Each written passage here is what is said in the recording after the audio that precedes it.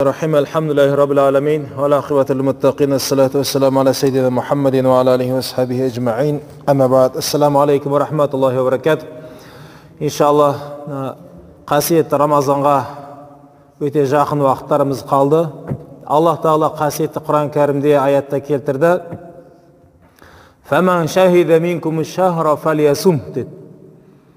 Кім Рамазан айына жетіп келсе, ораза ұстасын деді. Бұйрықпен келді. Аман есен жетіп келдік па, денсаулығымыз жарайды ма, оразаны ұстау керек. Аятта Аллах Тағала бұйрықпен келтірді. Біз білеміз, әр құлшылықтың өзінің орны бар. Намаздың өз орны бар. Рамазан айындағы оразаның өз алдына орны бар шариғаттағы. Зекеттің, қажылықтың орны бар. Пайғамбарымыз саллаллаху алейхи вассаламға пайғамбарлық келгеннен кейін 13 жыл бойы құлшылыққа шақырған жоқ. Адамдарды не нәрсеге шақырды? Ла илаха иллаллах Мұхаммад Расулаллах деген калимаға шақырды. Алла жалғыз, Мұхаммед оның елшісі деген адамдардың сенімін турлады. Одан кейін Меккеден Мәдинаға хижрат еткеннен кейін, яғни қоныс аударғаннан кейін, екінші жыл не істеді? 2 жылдан кейін барып, осы Рамазанның оразасы парыз болды. Меккеде 13 жыл уағыз айтты, Меккеден Мәдинаға келді, хижрат етіп, қоныс аударып, 2 жылдан кейін барып, ораза парыз болды. Пайғамбарымыз саллаллаху алейхи вассалам өзі өмірінде 9 жыл ораза ұстады. Парыз болғаннан бастап, қайтыс болғанға дейін арасында 9 жыл ораза ұстап өтті. Ал енді бұл Рамазан айының оразасының ерекшелігі хадис құдсиде келеді. Хадис құдси деген сөзі де мағынасы да Алладан деген сөз. Бірақ Құран деп айтылмайды. Хадисте мағынасы Алладан, сөзі пайғамбарымыз саллаллаху алейхи вассаламнан ғой, жалпы хадистерде. Себебі пайғамбарымыз саллаллаху алейхи вассалам өздігіне ешнәрсе айтпайды, не айтса да Алла Тағаланың уахи еткен айтады деген аят тұр ғой Құран кәрімде. Хадис құдси десе, сөзі де мағынасы да Алладан, бірақ ол Құран деп айтылмайды. Ол жерде Аллах Тағала айтады: адам баласының істеген бүкіл игі амалдары ол өзі үшін деді. Рамазан айының оразасынан басқасы. Ораза мен үшін, оның сауабын өзім берем деді. Міне Аллах Тағала Рамазан айының сауабын өзім берем деді. Егер ораза ұстасаң, мынанша сауап екен деп айтуға болмайды. Не себептен? Оны ешкім білмейді. Алла Тағаланың мейірімін шектеп қойған боламыз. Алланың мейірімін шектеуге ешкімнің ақысы жоқ. Шексіз Аллахтың мейірімі. Періштелердің өзі жаза алмайды оның сауабын. Ораза ұстаған кезде Рамазан айының сауабын періштенің өзі жаза алмайды. Не деп жазып қояды? Рамазан айының оразасын ұстады деп жазады болды. Оның сауабын Аллах Тағала өзі береді енді. Және де осы Рамазан айындағы ерекшеліктері, не үшін бұл айды Аллах Тағала ерекше айлардың сұлтаны деді? Не үшін олай ерекшеленді? Бұл айда Құран түсті. Құран түсуімен ерекшеленді бұл ай.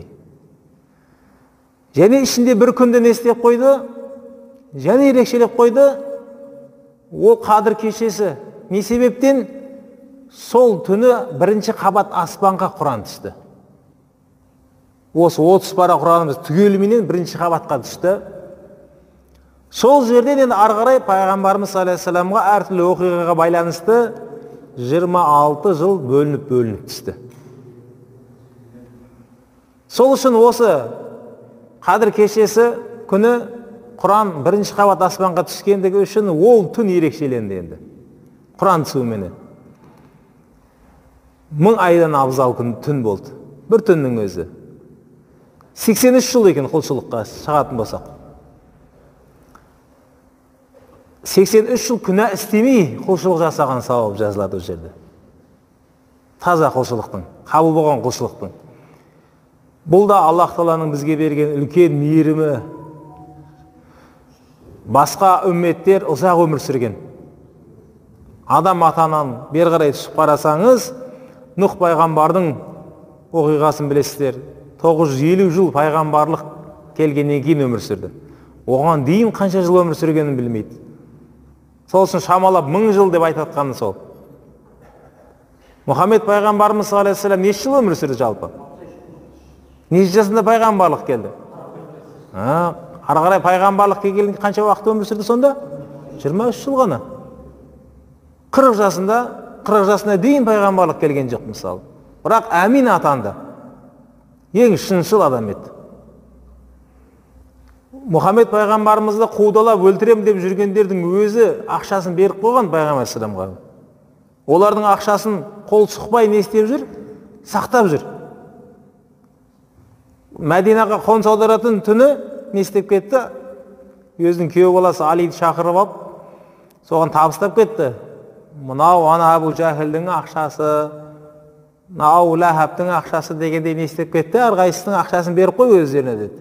Бірақ олар бұны өлтірейін деп жүрген адамдарды аманаттарын беріп кетті. Өзінің әйеліне сенбейтін, бірақ пайғамбарымызға сенетін. Бұл әділ адам деп. Міне осы пайғамбарымыз саллаллаху алейхи ва саллям 63 жыл өмір сүрген болса, ол 40 жастан кейін келді пайғамбарлық. Алдыңғы үмметтер айтпақшы болып жатқандығымыз ұзақ өмір сүрді ғой олар енді. 1000 жыл өмір сүрген адамменен біз 100 жылдың айланасында өмір сүріп жатырмыз. Құлшылықтарымыз тең емес қой, дұрыс па? Оларға намаз парыз болды, оларға да ораза парыз болды, олар да құлшылықтарын істеді. Солармен тең дәрежеде жарық жүзбен Алланың алдында жолығуымыз үшін бізге осы Рамазан айындағы, Рамазан айын және де оның ішіндегі қадір кешесін берген. 1000 айдан абзал бір түнді берді. Жылда оны күтіп отыратын болсақ, не қылдық енді? 1000 жыл өмір сүрген адамдар секілді үлкен сауаппен біз Алланың алдына барады екенбіз. Бұл қасиетті Рамазан айында және ерекшелігі басқа кездердегі ерекшеліктерге қарағанда, бұл айда қандай да бір кішігірім болсын құлшылық істесеңіз, мысалы сүннет намаз оқыдыңыз, нәпіл намаз оқыдыңыз, сіз парыз намаз оқығандай не істейсіз? Сауапқа кенелесіз. Бұл айдың ерекшелігі. Сол үшін біз зекетті осы айда береміз. Немесе жылдың басқа кезінде берсек болар еді зекеттерімізді. Бірақ осы Рамазан айында береміз. Не себептен? Ол еселеніп жазылады да, сауабы. Онсыз да басқа кезде де еселенеді. Ниетіңізге қарай 100 есе деп жаңа. Рамазандағыдай емес те. Рамазан айында өте қатты еселеніп жазылады. Сол үшін біз Рамазанды күтеміз зекетімізді. Стап, Рамазан келгенде мен шығарам зекетімді деп. Және де бұл Рамазан айында ерекше құлшылықтардың бірі таравих намазы бар. Кейбір адамдар әлге дейін сұрап жүреді. Пайғамбарымыз қанша рәкат оқыды деп таравих намазын. Пайғамбарымыз саллаллаху алейхи ва саллям 8 рәкат оқыған. 8 рәкат оқыған. Бірінші күні шықты. 1-2 сахаба үйді арқасына таравих намазын оқыды өзі. Екінші күні шыққанда 10 шақты адам үйді. Үшінші күн шықпай қойды мешітке. Сахабалар күтті. Көп адам жиналып қалған еді. Шықпады пайғамбар саллаллаху алейхи ва саллям. Сосын әрқайсысы өз жеке-жеке оқыды, тарқады. Одан кейін күні пайғамбар саллаллаху алейхи ва саллямды көріп сұрады, Алланың елшісі таравих намазынан шықпай қойдыңыз ғой деген еді. Мен сендерге уәжіп болып қалмасын деп шыққан жоқпын деді. Егер пайғамбарымыз саллаллаху алейхи ва саллям бір істі қайта-қайта күнде істей берсе, оны сізде мен бізге істеу уәжіп болып қалады, міндет болып қалады. Істемесе күнәһар болып қаламыз. Сол шықпай қойғаны себепті не болды енді? Бізге сүннет амал болып қалды. Таравих намазын оқу сүннет болып қалды. Тірілтсек үлкен сауапқа кенелеміз. Оны істейтін болсақ. Енді 8 рәкат қайдайын? Тоқтап қойсам түсінбей қалып жүреді. Негізі пайғамбар 8 рәкат оқыса, біз неге 20 оқып жүрмізді? Абу Бәкір Сыддықтың кезінде де 8 рәкат оқып жүрді. Омардың кезіне келген кезде халифа Омар. Ол кісі мешітке кіріп келген еді, сахабалар әрқайсысы әр жерде тұрып алып таравих намазын оқып тұрды. Сөйтті де не істеді? Барлығын жиды да оларға айтты. Осы таравих намазын бір адамды имамдыққа шығарып, соған үйіп, жамағатпен 20 ракат қылып оқыса қалай қарайсыңдар деді. Бүкіл сахабалар бір ауыздан келісті. Момындардың әміршісі, я солай жақсы деді, солай істейік деді. Убай бин Кааб деген қари сахабаны, дауысы керемет сахаба еді, имамдыққа шығарды, 20 ракағат не істеді, таравих намазын оқыды.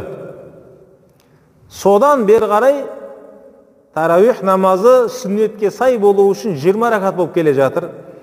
Не үшін сүннетке сай деп айттым? Пайғамбарымыз алейхиссаламның сахих хадисі бар. Менің сүннетімді, менен кейінгі хулафай рашидиндердің, яғни халифалардың, 4 халифаның сүннеттерін азу тістеріменен тістен ұстаңдар деді. Яғни олардың да істеген істері сүннет болып саналады деп тұр бұл жерде. Олар мен істемеген бір нәрсені істесе, ол 4 халифа деп жатыр. Олар да сүннет амал болып саналады деп айтып кетті. Демек, егер пайғамбарымыз саллаллаху алейхи вассалам бір амалды істеп, кейін ол амалды басқаша қылып істесе, санын көбейтсе ме, 8 ракат, 20 ракат деген секілді, ол сүннет өзгереді де. Бүгіннен бастап ол сүннетке сай болу үшін ол 20 ракат болу керек. Себебі пайғамбар өзгертті ғой деген секілді. Сахабалар бір ауыздан келісіп, Омар өзгертті ме, таравих намазы 20 ракат қылып, болды.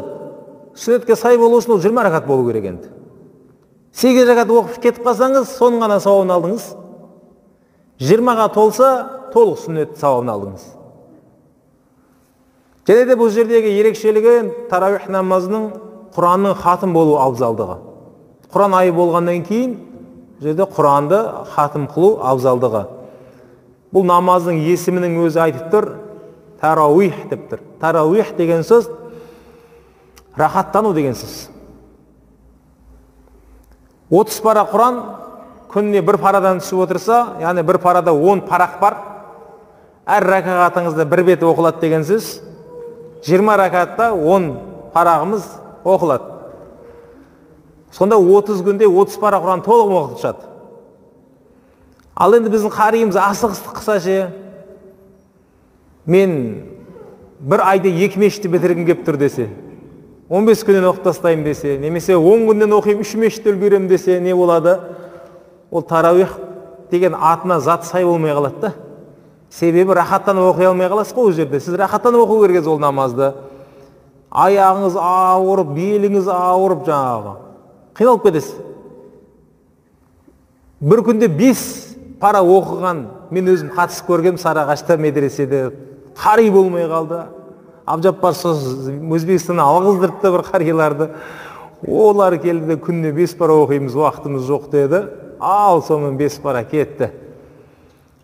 Оқып жатады, оқып, жоқтап кетіп, жүгіріп кетіп жатасың алдыға қарай, 2-3 қадам тастап, есін жинап, қайтып арқаға тұрып, мешіт ысып кеткен, теріліп, терезені аштан арқадағылар жауып қояды, жауырап кеттік деп жаңа. Өте қиын болды да. Ол таравих намаз болмай қалды, яғни рахат намаз болмай қалды ғой. Оның атына қарасаңыз, ол рахаттанып оқу керек еді. Дұрыс па? Міне сол үшін абзалдығы, шаршап кетсек, арасын бөлейік. Бізде ешкім қуып келіп жатқан жоқ қой, мысалы. Арасын бөліп, таспих сосын айтамыз біз. Әр 4 ракат сайын таспих оқимыз ғой. Кішкене демалып алу үшін да. Қайттан тұрған кезде намазға рахаттанып оқуымыз үшін. Атына зат сай болу үшін намазды.